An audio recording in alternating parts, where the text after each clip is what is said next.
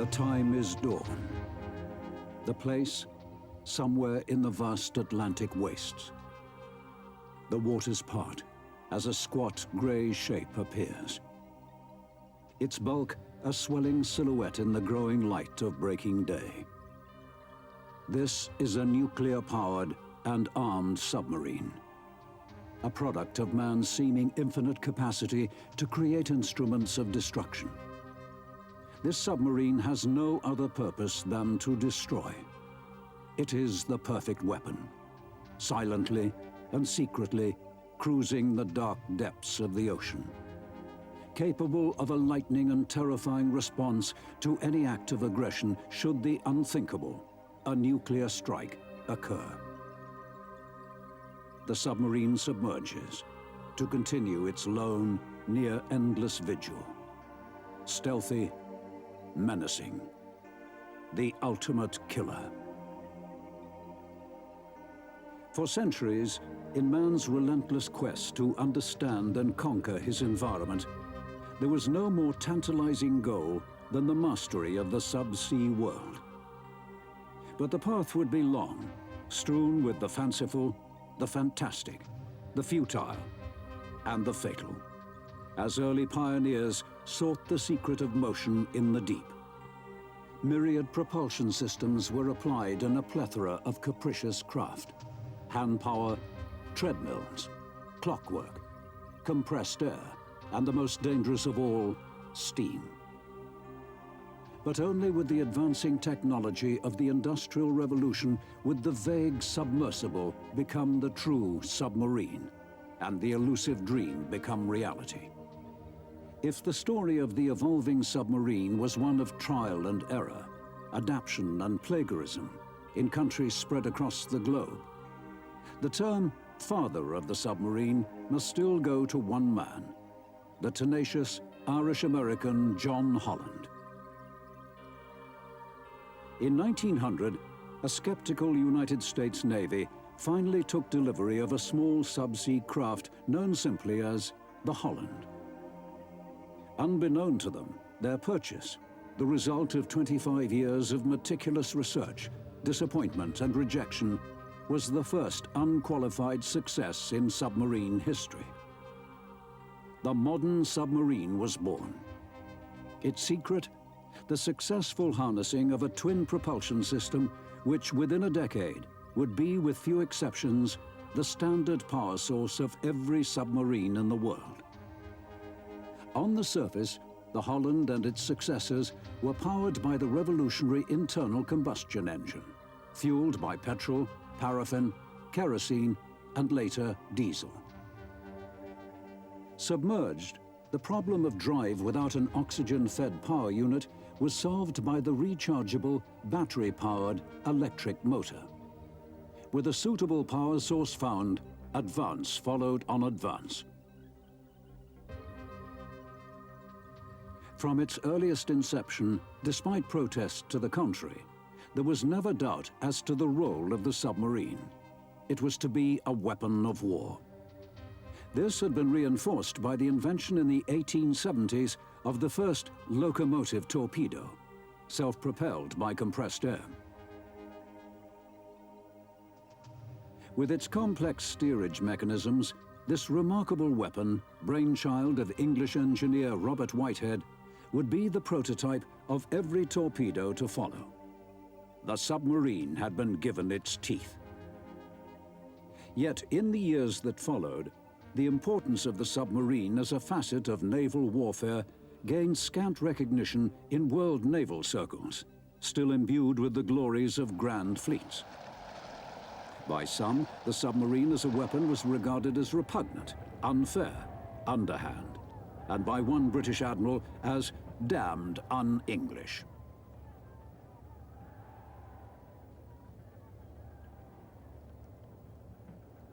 One voice, however, was raised in lone prophecy.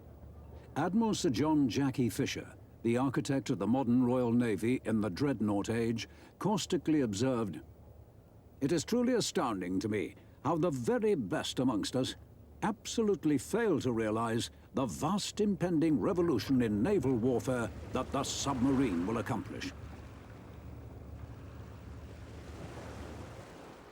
In 1914, the storm clouds of war broke, engulfing nation upon nation in a titanic, dynastic struggle. The infant submarines received a baptism of fire. Theory was put to the test, as for 4 grueling years, they plied their furtive trade in the waters surrounding an embattled Europe. The German submarine war plan was simple: all-out attack on the vast Allied merchant fleets to starve Britain of the means to wage war. Throughout the war, class after class of submarine was churned out from the German naval dockyards in an unbroken chain, each one in some way better than the last. Larger, with longer range, greater submerged endurance, bigger and more accurate torpedoes, stronger deck armament.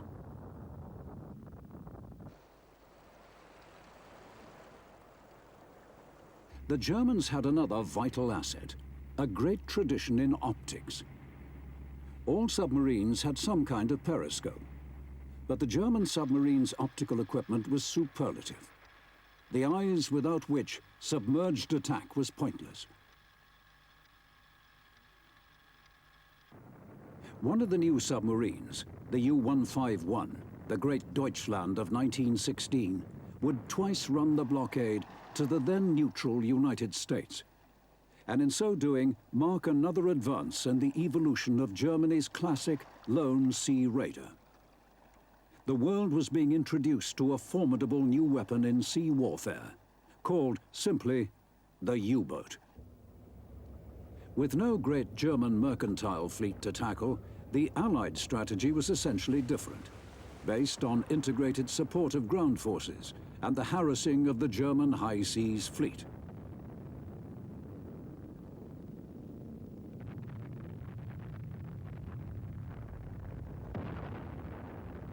At the core of their submarine force was the exceptional Royal Navy E-type, which, with her smaller forebear, the C-class, gave sterling service in the Atlantic and North Sea, and in aggressive raiding in the Baltic, the Black Sea, and the treacherous Turkish Sea of Marmora.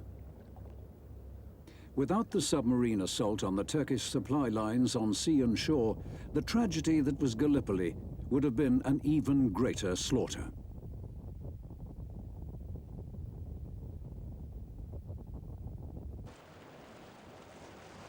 The USA's late entry to the war at sea was a twofold boon.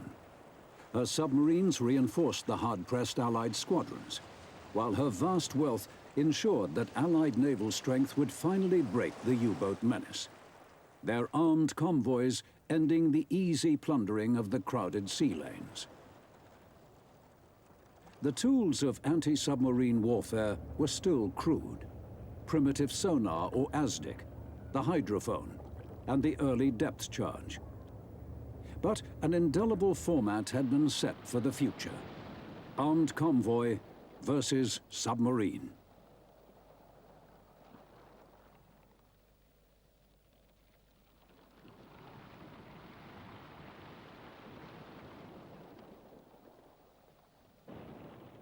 In every submarine force, technological advance was reflected in the sophistication of tactics and in daring, born of increasing expertise and faith in the submarines. But with the ending of hostilities in 1918, the cost would have to be counted. The German Navy alone lost 178 boats, with 51 officers and 4,500 ratings.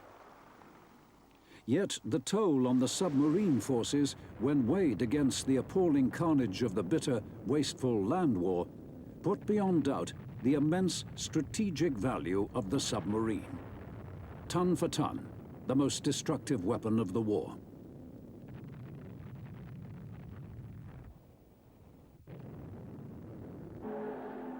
In the aftermath of the Great War, the response to this reality was two-faced.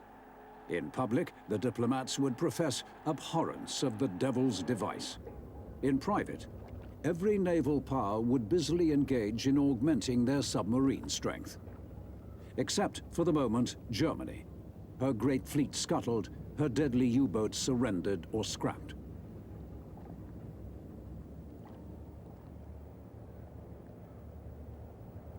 The forced surrender of the German submarine force allowed the victors close comparison of their own vessels with the sea raiders who had wreaked such havoc. These included the custom-built UC-5, a mine layer which had sown its lethal fields with a stealth that only the submarine could achieve. But this was only one role of the submarine which would be assessed in the post-mortem of war. The interwar years for submarine development were ones of consolidation, steady progress, but with no dramatic breakthrough. Though the path was paved with eccentricity, the submarine as battle cruiser, as aircraft carrier, and as fleet consort with the final experiments in steam. In 1936, the coronation of George VI was marked with a grand review by the Royal Navy, still the greatest maritime power in the world. Shadowing the ranks of the fleet warships was another force, a force integral to Britain's future naval strength, the Silent Service. On show by a nation who had tried to outlaw the submarine were the large ocean-going China boats, the guardians of empire. With them and the mine layers ran their smaller, more reliable sisters, the S-class submarines, built with a prophetic eye to a restless Europe. The submarine's presence in the panoply of fleet strength was clear proof that the submarine was accepted, as it had been by every other naval power. In total, 26 countries of the world possessed a submarine force of varied size, with myriad designs for a multitude of strategies. Only time would prove the value of their choice and judgment should they be embroiled in conflict as the shadows of war once more lengthened over Europe.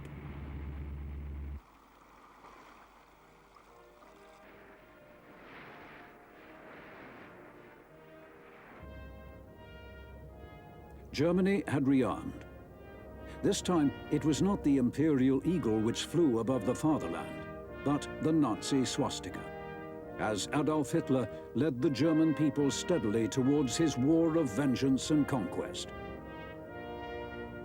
In Hitler's grand design, a resurrected U-boat force was to be accorded a place not given by any other country to their submarine arm. The reasons were not obscure. A new generation of German submarines rolled from the slipways in recognition that the old enemy, Britain, must be faced, that the British Navy was too strong to be confronted, and therefore that Britain must be starved into submission. The weapon for the task, as in the last war, was to be the submarine.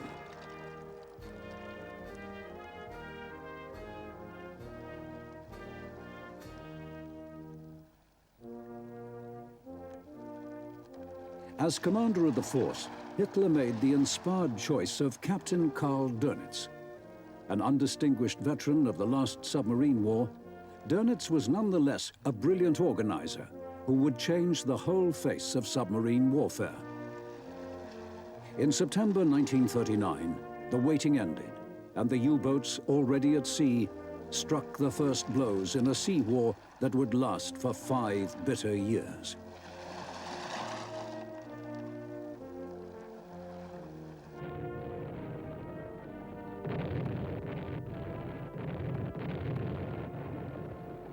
But the war had come too soon.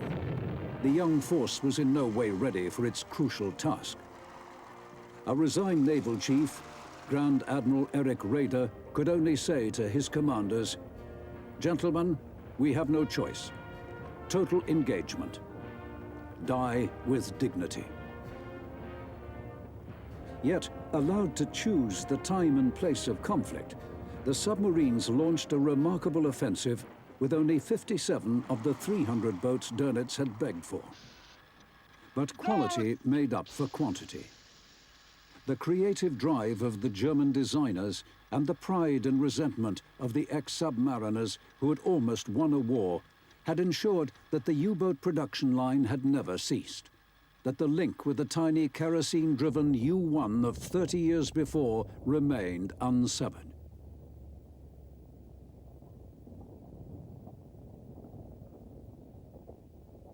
The brunt of the hostilities would be borne by the now legendary Type 7 class, Das Boot.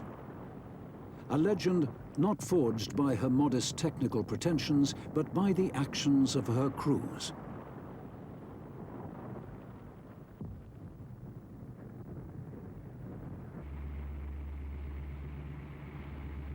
Yet the Sevens, evolved from their forebears in the now familiar format, were ideal for the task. With a low conning tower only 5.2 meters above the waterline, they were hard to see from over a mile, even in daylight. At night and head-on, they were practically invisible. They could dive in under half a minute, could reach 100 meters without strain, and 200 if hard-pressed. Depth and endurance at high speed were twice as good as any of their contemporaries.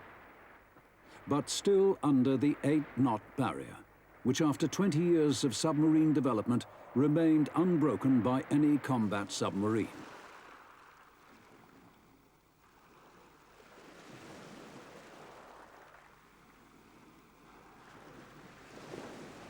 In response to slow submerged speed, and as yet unmolested by attack from armed escorts, the U-boats took to surface attack of slow quarry.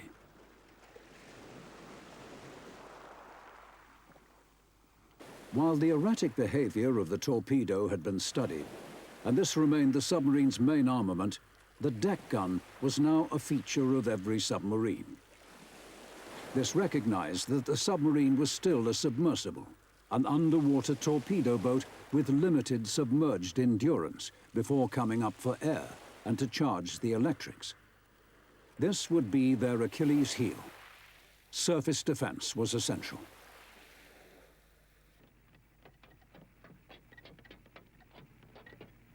In the early days of the savage Battle of the Atlantic, the U-boat crews enjoyed their cynically dubbed happy times. First, the easy pickings of lone merchantmen scattered across the sea lanes, caught up by the surprise, speed, and scale of the onslaught. Then, among the ill-protected convoys. The Allies faced a fearsome logistic problem: how to run an armed convoy system when the escorts did not exist. All were spread through the far-flung sea stations of the Empire. Even given an escort, anti-submarine capability was still poor. The pattern would change, but for the moment, the U-boat crews enjoyed a rich harvest, returning to port to the adulation of a doting public with their pennons, as with other forces, proclaiming the kills, including the audacious coup by ace Gunther Prien of U-47, who had sunk the battleship Royal Oak in the Royal Naval haven of Scapa Flow.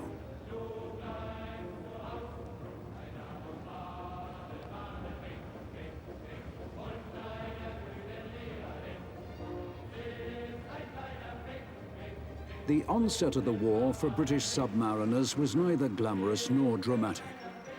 The Royal Navy had the equal of the Germans in numbers. But of these 57, few were in home waters as the assault continued. And the U-boats even laid mines insolently and undetected in the Thames estuary itself.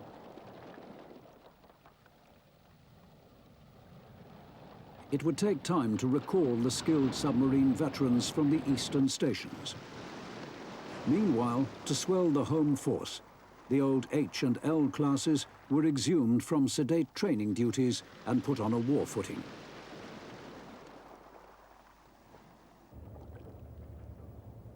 Yet their presence in the force was not odd. Britain, like the USA, would be content to use and improve her pre-war designs. For the Royal Navy, this policy, cautious though it may have sounded, was based on practicality in the face of costly rearming. Yet, as if in mirror of Germany's conveyor belt system, this building on the past produced the excellent T-class patrol submarine. Cheap but stable, efficient and powerfully armed. The future would show its worth.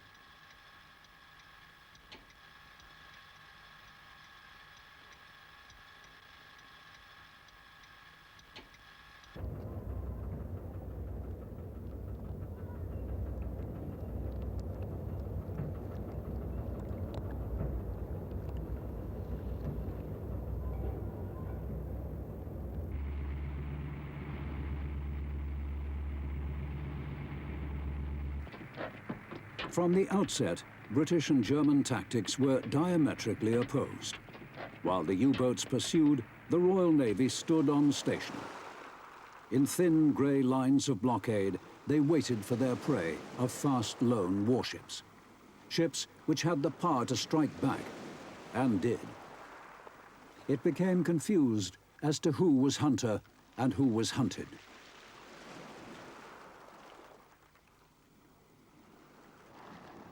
But the German invasion of Norway gave the Royal Navy's submarine arm the targets in number they craved, as they took the war to the enemy.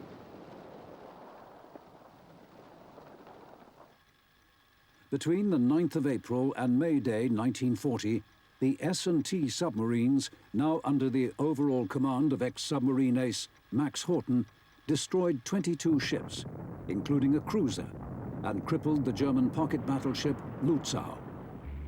The British submarines had proved the equal of Dönitz raiders. The key to Dönitz's continuing success was not the lone guerrilla submarine of World War I, but rather the dreaded Wolf Pack, whose potency it would take the Allies 3 years to master. The tactics were simple and deadly.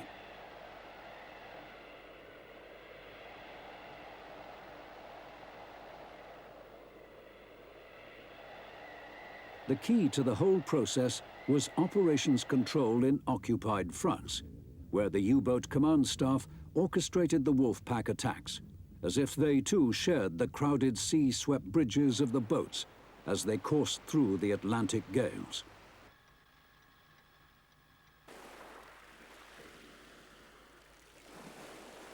A single convoy sighting by a lone U-boat would begin a radio dialogue between sea and shore, which would send submarines to converge on the shadowing vessel.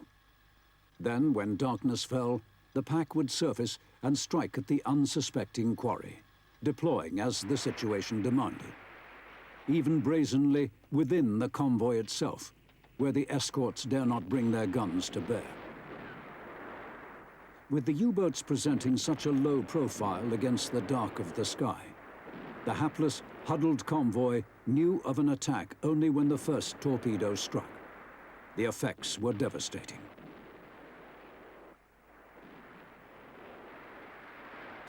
But the belligerence worked both ways. If the torpedo was the submarine's bite, it was also its betrayer, bringing the growing number of escorts homing to the scene with their electronic paraphernalia and their increasing skill in detection of what was and what was not a submarine in the depths of the ocean. The torpedoes loosed, there was no time to celebrate victory or dwell on failure, as in a single moment, the hunter became the hunted, and the real trial for a submarine began. The battle to survive, to outwit the enemy above, in a tense, deadly game of hide and seek. Even if the submarine dived, once the area had been pinpointed, efficient sonar could detect the submerged marauder. A pattern of depth charges laid in a spread could, if not achieve a kill, force the enemy onto the surface, to the waiting guns of the hunter, or into the deep, the silent nightmare world which tested every sinew of a submariner's stoic resolve. Being depth-charged was an experience which no submarine crew wished to repeat. The psychological strain was immense, as they waited for the shock waves of an exploding charge, not knowing if this was the killing blow. As the boat shook, the hull leaked, and equipment was strewn the length of the submarine.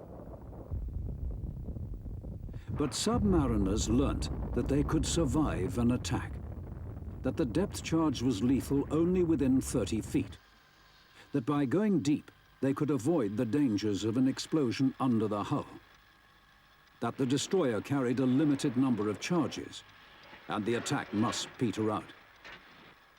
But there was one other great fear: chlorine gas, the deadly combination of water and leaked acid from batteries disturbed in the attack. As the U-boats were harried and hounded, to the all-pervading stench of rotting vegetables, refuse, unwashed bodies, bilge and bile was added an almost tangible odor of fear. Yet the submarines never flinched from their task of sinking ships. But to maintain the offensive against the mounting toll of Allied destruction, the submarines needed to be in peak fighting trim and constantly at sea. The logistics of supply were a nightmare.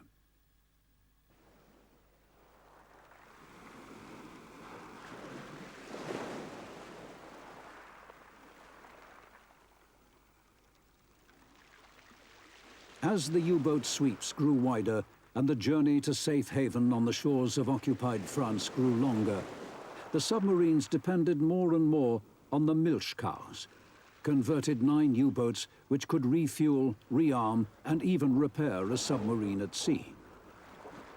This bought valuable time at sea, but was a parlous exercise. Even in calm weather, safe from the probing eyes of the enemy, from the sea, and now the sky. Submarines in every theater of the war faced a new menace, which would become the greatest killer of all: the anti-submarine aircraft. For submariners, there was no more feared enemy than the sky-borne predator, appearing from nowhere, fast and lethal. An aircraft's very presence, hostile or not, made surface running exhausting and dispiriting, with constant disruption of vital surface chores. Wise submariners, without shame, dived from anything with wings.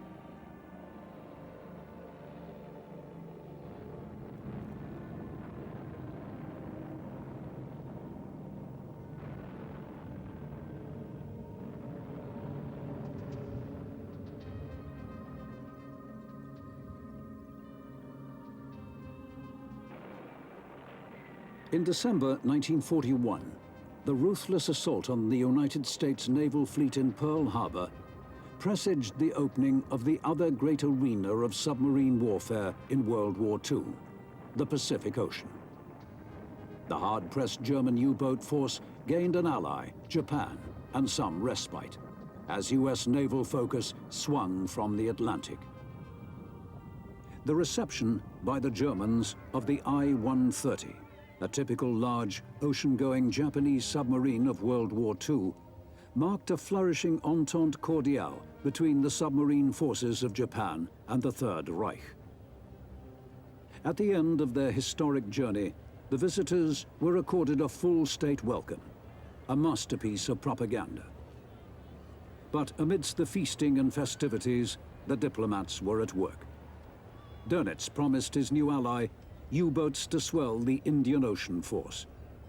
But, sadly for Japan, few of the larger ocean-going Type 9 boats survived the perilous 6,000-mile journey through the South Atlantic to this important cockpit of the war, where East met West. The Indian Ocean was virtually the only place where the Japanese submarines would be allowed to employ their greatest assets: the submarine's freedom of movement and surprise, the hallmarks of the ultimate guerrilla. In the first months of operations alone, the squadron sank 20 Allied merchantmen. Yet the force remained a Cinderella as attention was drawn to dramatic events in the Pacific.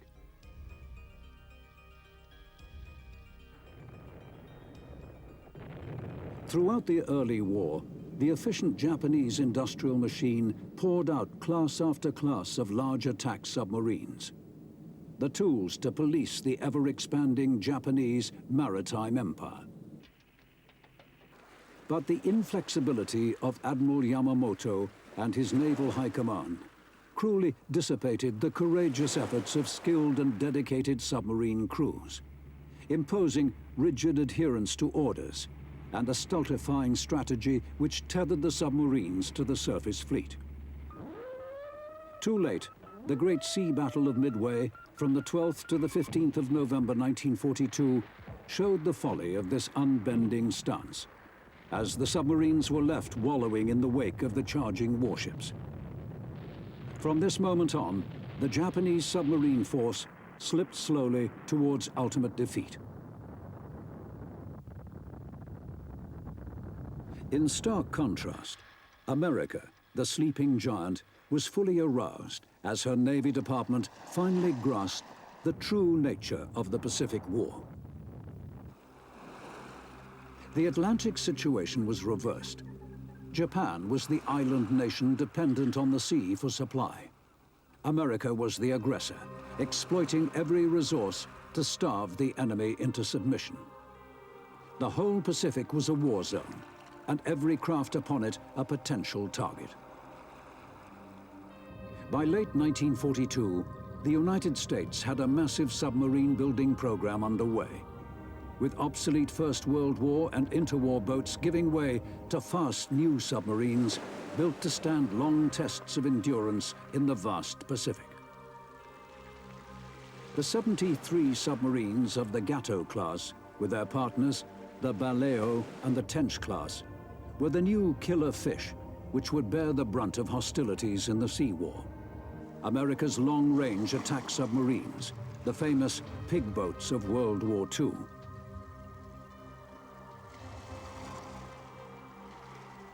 Built to cruise 10,000 miles without refueling, the 300-foot boats allied kill power to endurance.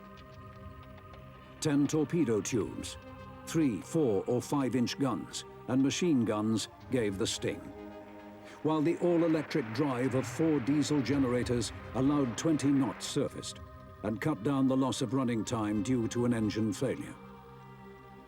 Diesel-electric propulsion did not drain the batteries like the more direct drive boats, saving hours of recharging and allowing more time to drill the crews who would take the war to the enemy.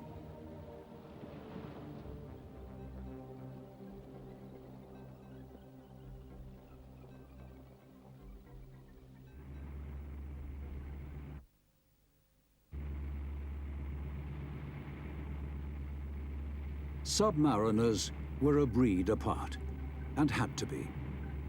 To have the mental and physical toughness to endure month after month in the twilight world of a submarine, but also have the skill, reflexes and nerve for the moment of attack or crisis. Training was a byword in a submarine force. They were taught the theory. They were taught the practice. They were taught to survive, or at least to believe that they could survive, could escape from an underwater grave.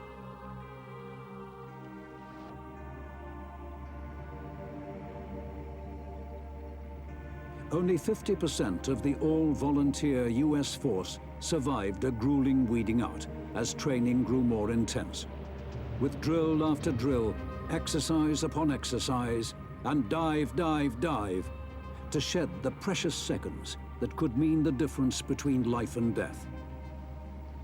As one submarine commander put it, there is no margin of error in a submarine. You are either alive or dead. The submarines that left the American bases were superb fighting machines, manned by fit, expert and fiercely loyal crews, confident that everything had been done to maximize their success in battle. The maxim was endurance. More space meant more supplies and torpedoes. Air conditioning meant less damp faults in the electrics, as well as comfort.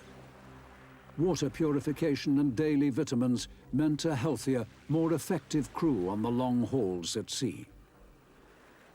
Finally, complex electronics, night radar, and a fine naval intelligence system gave the crews the added tools to carry out the task, to find them, chase them, sink them.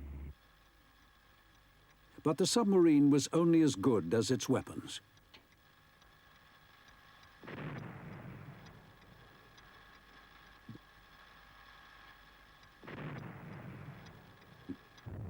For an incredible 21 months, the US submarines put up with the chronic vagaries of the ill-tested Mark 14 torpedo. In one submarine faced with the dream scene of 3 carriers in periscope view, of 10 torpedoes loosed, only one found a target. The tragic consequence of torpedo failure was a severe blow to morale and the wasted efforts of courageous crews falsely blamed for poor results.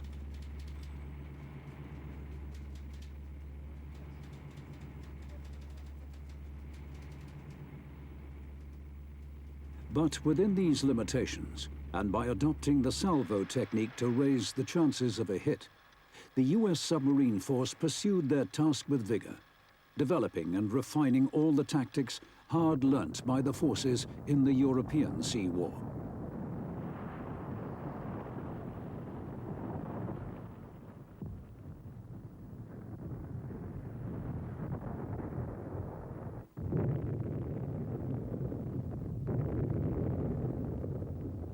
By 1944, Japan's empire was in eclipse, as the zenith of the US assault in the Pacific was reached. Japan's merchant fleet, and with it her economy, was being shattered. The submarines would claim 60% of the final toll. Nor was the Imperial Navy free from the rapacious killer fish. 1944 alone saw the sinking of 1 battleship, 7 aircraft carriers, 2 heavy cruisers, 7 light cruisers, 30 destroyers, and 7 submarines, with numerous other vessels sunk or damaged beyond repair. No target was too small for the hungry US submarines as the toll of destruction mounted. These losses could not be sustained. By April 1945, only 4 Japanese attack submarines were operational. Any others had long since been sunk or become mere mules, blockade runners for the harassed flagging Imperial Army. The ailing submarine fleet was forced into desperate last-ditch measures, employing the kamikaze-style Kaitans. But even these one-man suicide torpedoes served only as a gruesome tribute to fanatical Japanese courage and sacrifice. With these last futile gestures, 4 years of tragic misuse of a skilled, committed and brave force were ended. Admiral Charles Lockwood's Asiatic Force, with the other submarine forces which served in the war, lost 52 of 336 submarines. But they arguably sunk the Japanese empire.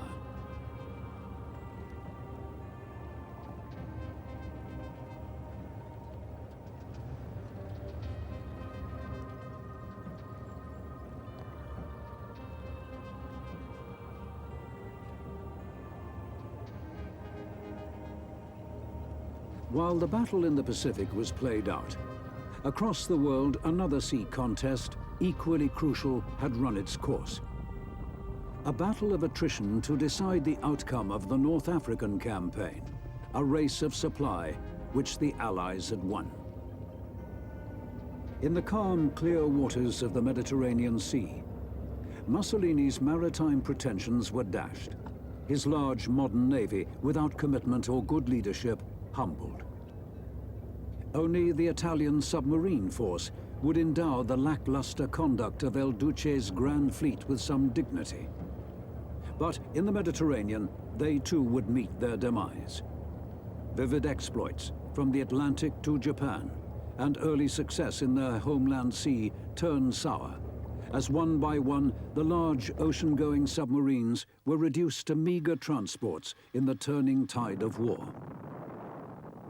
But final Allied success was dearly bought, and no force paid more dearly than the submarines.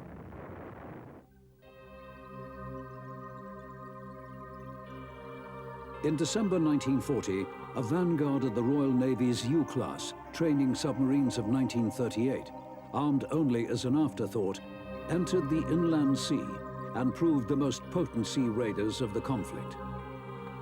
These were the nucleus of the tough, aggressive flotilla, sailing from shell-torn Malta, who would bear the brunt of the submarine war. In the course of the savage struggle, 21 of the U-class alone would fail to return to port. Yet the burden was shared as into the arena the Royal Navy filtered its larger submarines with highly trained young crews or battle-hardened veterans. The attacks on the vital Axis convoys and the Italian Navy continued with mounting ferocity. During the critical years from January 1941 to February 1943, more than 600 torpedoes were fired and 100 Axis vessels sunk. By 1943, the assault on Italian shipping had become a slaughter. But the price was reinforced as destroyers, mines, and the unknown fate of those submarines listed as missing added to the forlorn toll. Lucky boats like the S-class Safari returned to Britain to acclaim their Jolly Rogers, like the German U-boat Pennons, proclaiming the kills.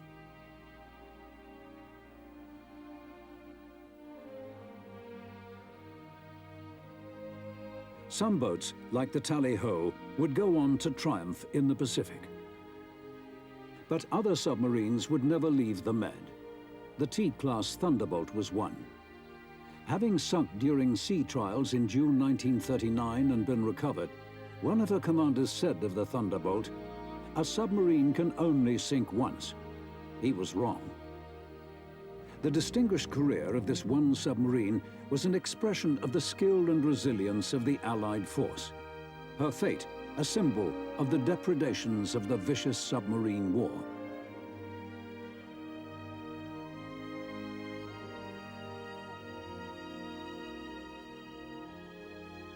Yet, for the first time, the submarine had been a crucial component of a major strategic victory. The laurels were shared, but without the submarines, there would have been no laurels at all. By mid-1943, in the long, bitter battle of the Atlantic, the Germans were losing 15 U-boats a month to the Allied hunter-killer groups. All attempts to redress the balance failed.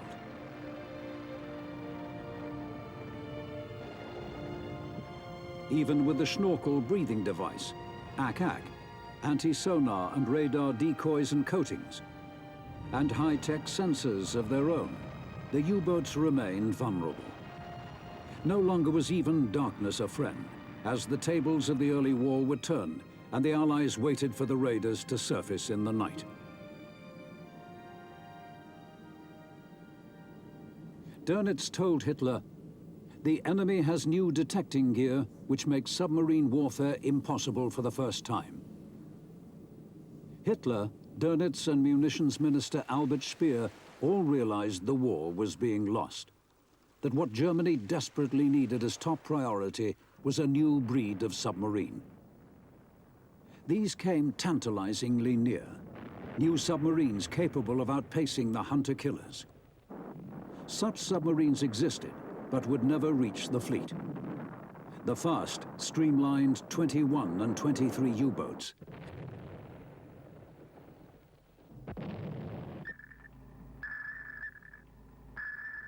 With virtually the same class of submarines that had confidently begun the war, the Kriegsmarine finally lost the technology race, beaten by time. On the last day of the Atlantic War, Admiral Dönitz, successor to Hitler, gave a poignant farewell to perhaps the most dedicated and most tragic force of World War II. Of a total of 39,000 men, 28,000 had been killed in action and 5,000 captured. An awesome 85%.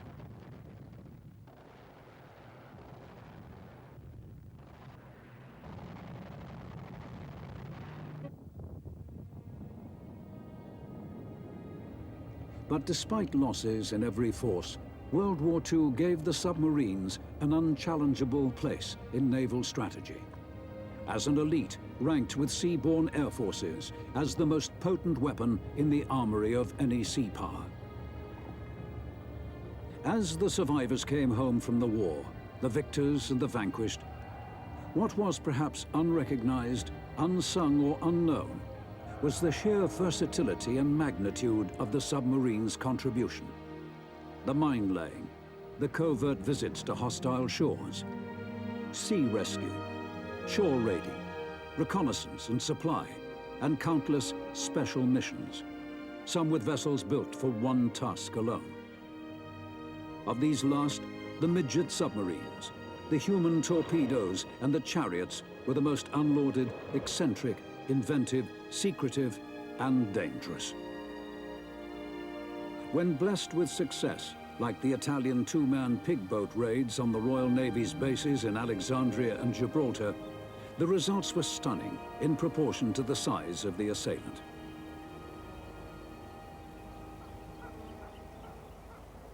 The Latin motto of the British X-6 midget, part of the force which broke the unsinkable Tirpitz, could stand for all these monstrous midgets. Pisces minimus maximorum ad patens, loosely translated, the smallest fish with the biggest appetite.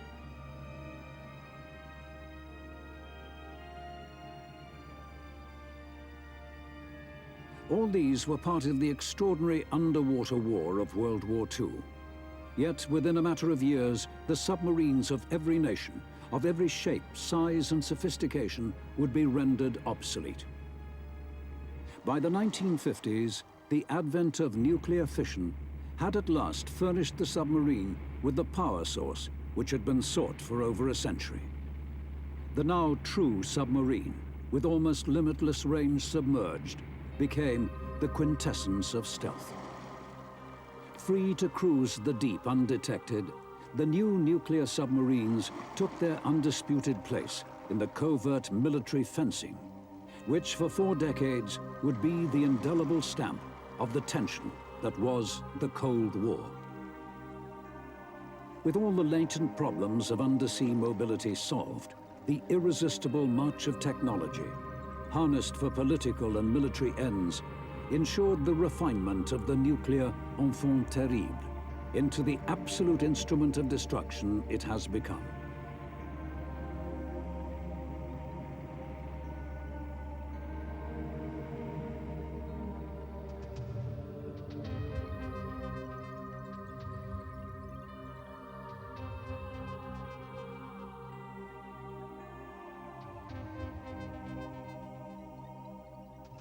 As the delicate political maneuvering of the Cold War continued, the nuclear submarines of both superpowers were constantly at sea, patrolling in the depths of the oceans and under the polar ice cap.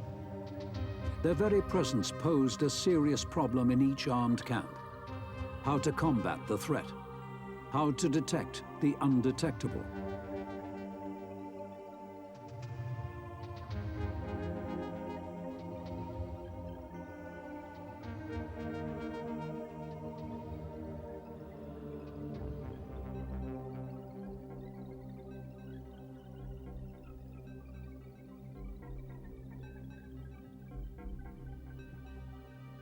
The advanced technology which had created the weapon was harnessed to furnish the antidote, with advanced sensor systems, anti-submarine missile aircraft, and anti-missile missiles.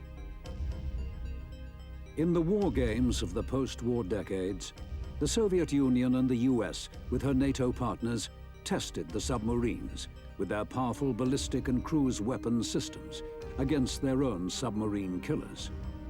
Though simulated, and in uncontested waters, these computerized games of cat and mouse were a disturbing echo of very real contests in the great submarine wars.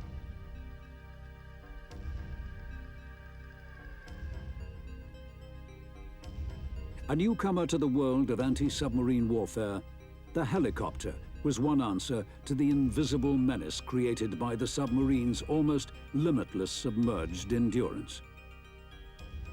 By sinking sensitive sonic probes into the deep, the helicopter could detect a submarine, fulfilling the role of the hydrophone, ASDIC, and radar of a fast-vanishing past. But in 1982, the past met the present in the South Atlantic, as the actions of one Royal Navy submarine reinforced the potency of the submarine in a real war, the battle for the Falklands.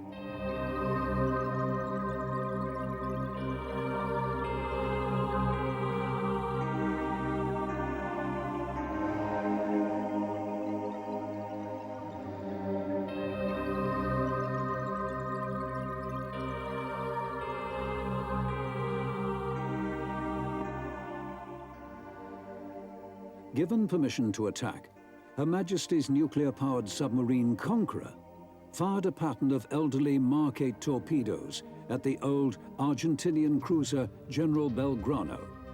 2 struck. The Belgrano listed to port and sank, with a loss of 368 lives. From that moment on, the Argentine Navy kept their larger surface ships safe in port. This one act of war swung the balance at sea to the Royal Navy.